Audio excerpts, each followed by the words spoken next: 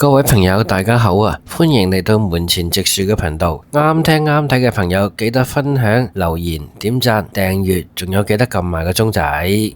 話說喺24號星期一大約下晝3點，喺 Facebook 有一個 post 講述3月23號星期日下晝2點17分，大埔汀角路太太廚房43歲姓李嘅男經理報案。佢話有一家4口食完嘢，若無其事一齊起身行出門口。根據餐廳嘅職員所講，佢哋一家4口消費咗1276蚊，當中係包括咗乳豬，並冇付款結賬，然後向烏蛟騰方向逃走，已經報咗警處理。我哋睇睇片先，佢哋真係好有默契，一家人食完嘢，一個眼色，全部起身就行。係個老豆比較騰雞啲。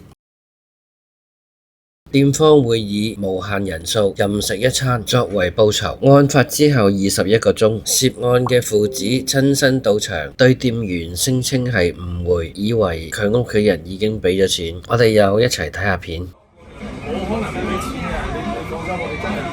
不過依家解釋你需要，真係唔使幫我，因為我操，你即係你超過24小時，我出 post 之後你先至聯絡翻我。解釋下，如果你唔出 post 我都唔知，因為我真係以為我個女30歲要做，有時我哋有時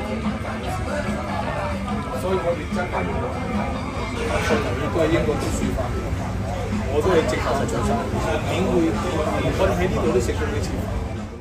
根據店鋪嘅負責人了解，呢一家人7年前亦都曾經3度喺大美督嘅另外一間餐廳食霸王餐，最終店員追截到小巴站，要求佢找數，對方先至收手。店鋪嘅負責人表示，琴日佢哋都派個親友嚟俾錢，但係老闆要求當事人親身出現，自己面對返。佢質疑有人趁星期日假期人手繁忙，乘機走數。網上 po 咗出嚟，其實啲網民咁樣話佢呢，其實可能已經得到教訓㗎啦。